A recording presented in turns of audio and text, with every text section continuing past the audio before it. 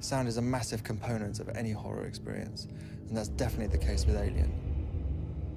We wanted to be as authentic as possible when it came to recreating the sound of the original music, and so we put together our own orchestra from the best musicians that we knew around London, including some who'd actually played on the original recordings with Jerry back in the 1970s.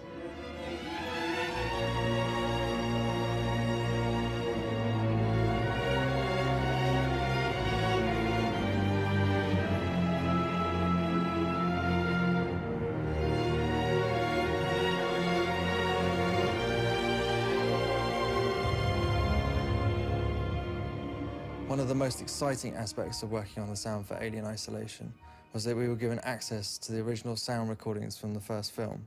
5A, Section 8.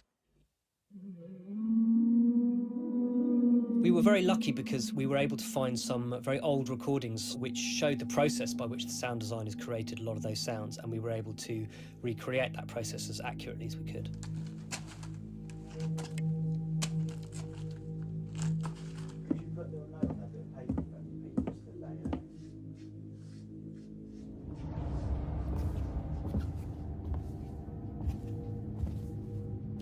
We have this really unpredictable, clever, adaptive alien, and we needed to build a sound engine that could help support that. We couldn't just have a mix that was static.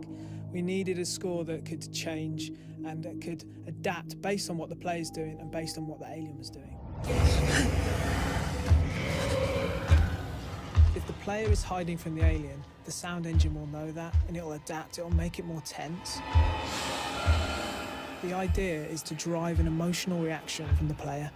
In our game, sound is critical because when you're hiding in the dark, what you can hear might just be the key to your survival.